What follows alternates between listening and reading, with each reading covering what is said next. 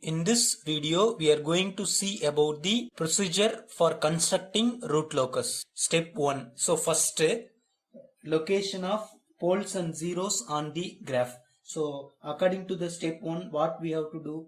First, we have to draw the real and imaginary axis on ordinary graph sheet. So we have to take a graph sheet. In that we have to mark x-axis and y-axis. X-axis represents the real axis. Y-axis represents the imaginary axis. So after that, we have to mark x for poles, mark 0 for zeros in the ordinary graph sheet.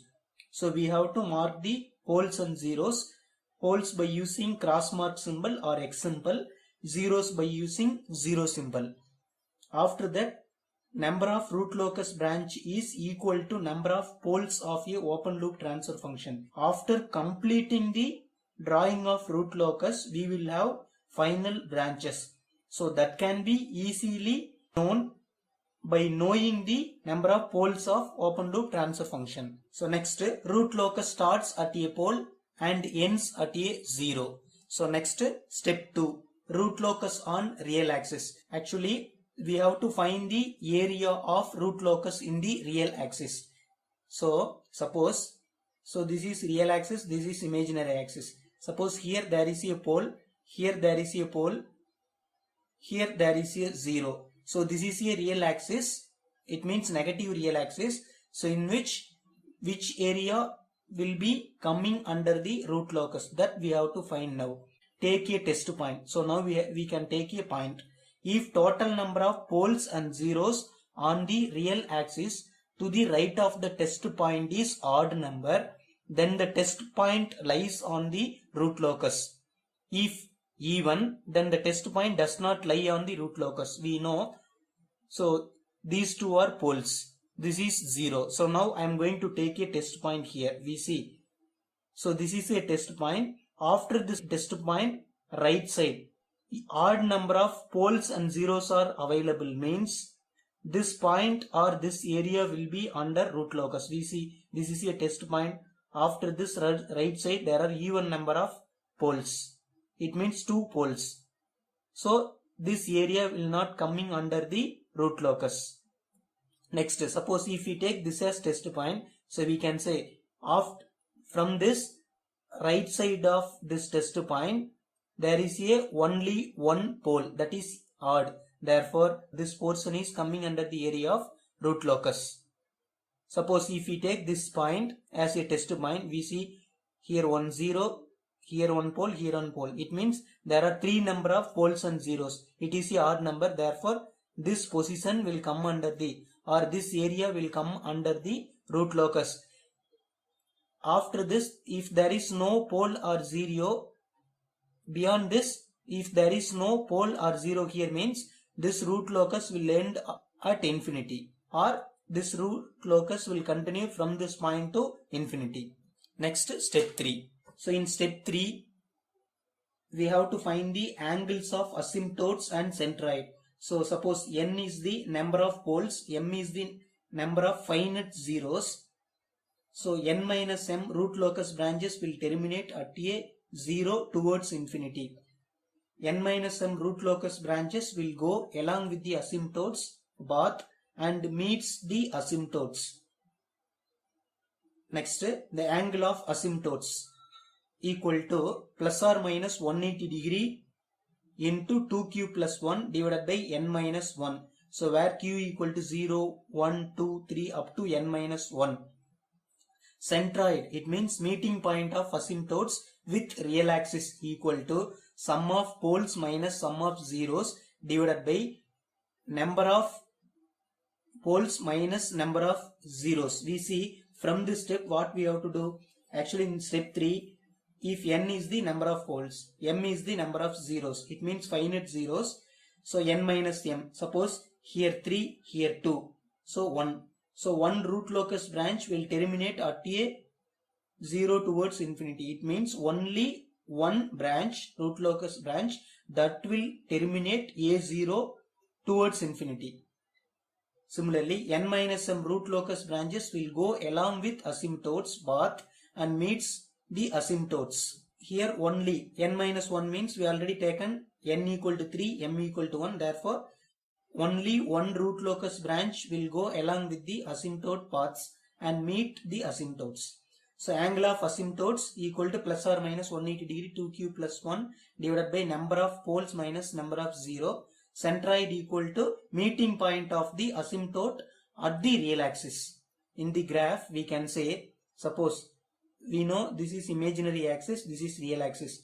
So this is the centroid, means this is the centroid point. So now angle, by using this concept you will calculate the angle. Suppose angle plus or minus 60. So we have to take first finite angle. If after 0, suppose if we substitute q equal to 0, if this angle is 0. Suppose q equal to 1, if the angle is 60 degree, means here 60 degree is the first finite angle. Therefore, here positive 60, here negative 60. It means these two are asymptotes. Meeting at this point on real axis is centroid. So now, according to this concept, we see there are 4 number of poles, 2 number of 0 means 4 minus 2, 2. It means there are 2 branches. 2 branches will terminate at a 0 towards infinity.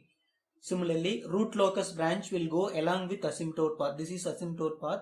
So root locus will go towards asymptotes path. So this is asymptote path, this is asymptote path. So root locus will go along with the asymptote path. Next, step 4, breakaway and break-in points. Breakaway or break-in point exist or lie on real axis or complex conjugate pairs. It means breakaway or break-in point lie on real axis or exist on complex conjugate pairs. If root locus between two poles exist a breakaway point, this is the condition where breakaway point exists. It means if a root locus is between two poles, definitely breakaway point will be there.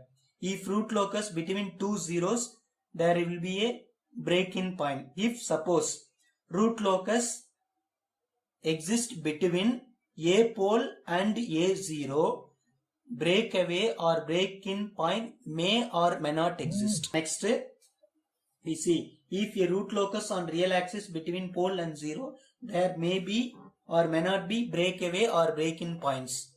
Next, let the characteristic equation be in the form. So we have to form the characteristic equation like this: b of s plus k into a of s equal to 0. So now k equal to minus.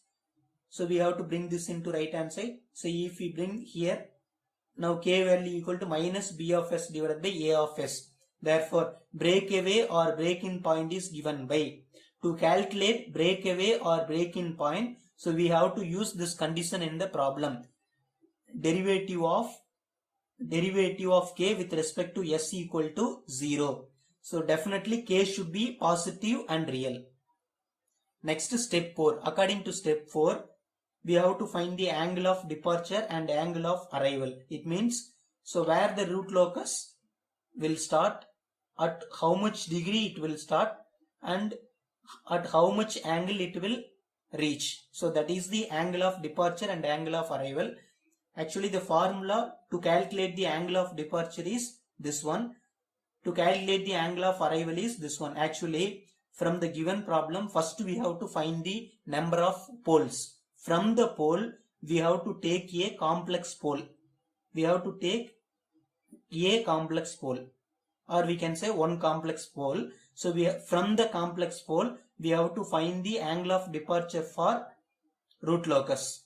So here, formula to be used is 180 degree minus sum of angles of vector to complex pole A from the other poles. For example, we see, so here this is x-axis, this is y-axis. So now this is the complex conjugate poles. So if we take here, there is 0 pole here. So here 0, here pole means, so we have to connect all this. So now we are going to this as complex pole A. So from this pole we have to connect all the vectors. all the points. So we have to connect this reference complex pole with other poles and also zeros. So now we have to find the angle. So this we can say theta 1, this angle theta 2, this is 3, this is 4, this angle is 5. So now we have to apply here sum of angles of vector to the complex pole A from other poles. We see this is a complex pole we have taken. So from this, what are all the poles connected? 1, 2, 3, 4 poles. So we have to add angles of all 4 poles plus sum of angles of vector to the complex pole A from 0. So here from A to 0 only one angle. Suppose 2 zeros are available means, suppose here there is a 0 means, so we have to connect this line also. We have to find the angle of this one. Then we have to add this angle, this angle. So both the angles we have to add. Then by applying this formula we can calculate the angle of departure. Similarly, angle of arrival at a complex 0. So here we have taken a complex pole to calculate the angle of departure. So for angle of arrival we have to take a complex 0. Then we have to do the same procedure and we have to calculate. Now we are going to see about the calculation of angle of departure and angle of arrival. Actually, we have to take a complex pole. So this is the complex pole. This is its complex conjugate. So in the given ordinary graph, so we have to mark the poles and zeros on the real axis and also complex poles. So now we have to take a reference complex pole. This is reference complex pole. From this pole we have to connect all poles and zeros.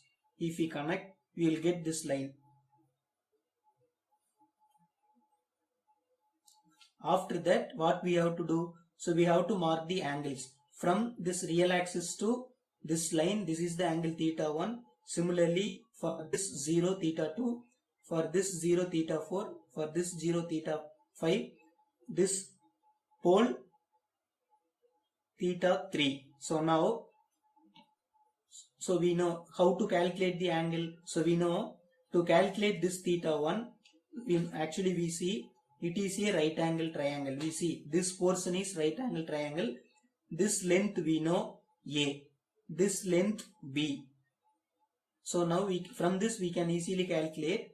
So we can calculate this angle.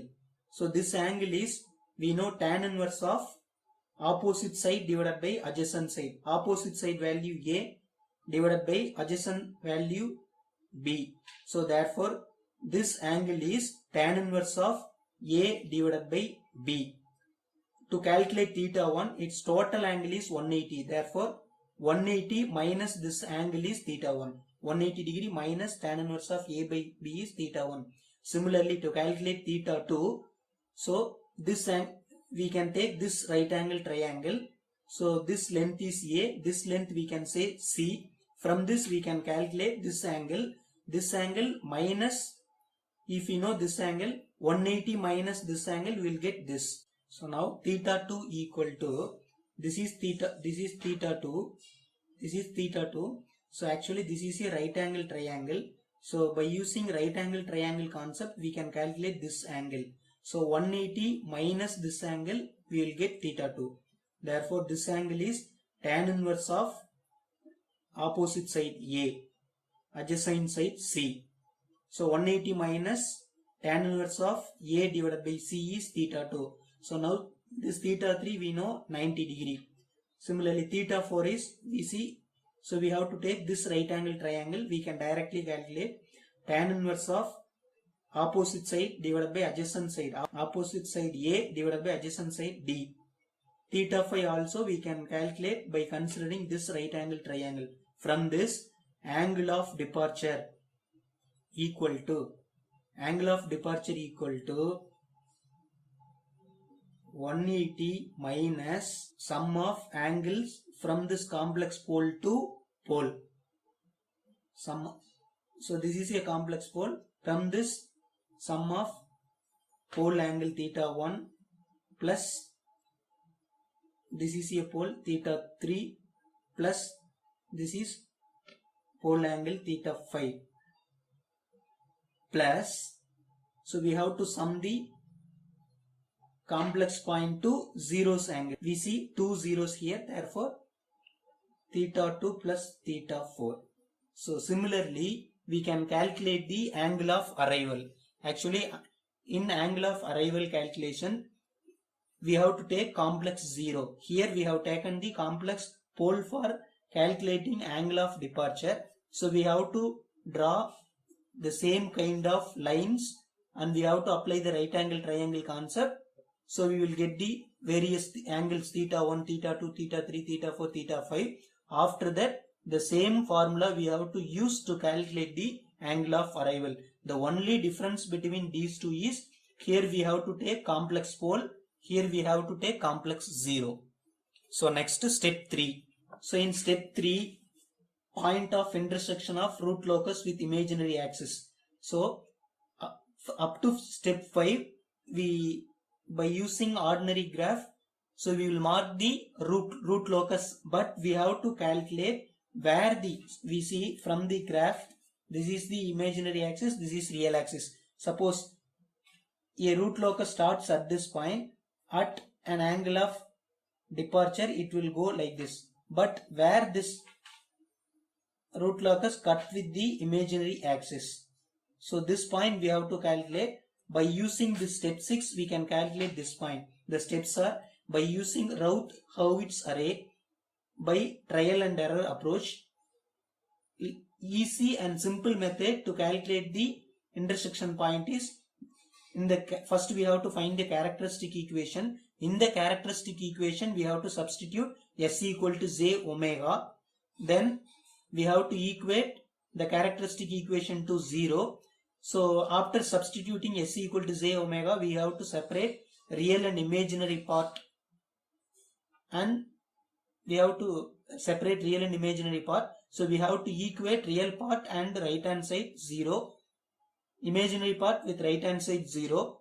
Then we will, from the real part we will get the W, from the imaginary part we will get K. So omega, this is omega. Omega gives the point where the root locus crosses the imaginary axis. So this point is the omega value. K gives the value of gain at crossing point. It limiting value for stability of the system. Actually, at this point, what is the value of K? By selecting the K value, we can vary the stability of the system, or we can achieve the stability of the system. Next, step 7. Test point and root locus. Actually, in the 7th step, so we have to take a test point and estimate the angle of vectors drawn at this point. Actually, so we have taken a complex pole for calculating the angle of departure and the angle of arrival. We have taken the complex 0. So in this step, we have to take a test point. From that point, we have to connect all the poles zeros which are available. We see, we have to take any one point, test point. From that point, we have to connect the poles and zeros which are available on the real axis. So we have to repeat the same step to satisfy the angle criterion. So repeat the procedure for some more test points and sketch the root locus. So up to this approximate root locus, after using step 7, you will get the actual root locus. Step 7, we have to take a test point. Then we have to connect the poles and zeros which are on the real axis with the test point. Then we have to calculate the angle of departure and angle of arrival that particular test point.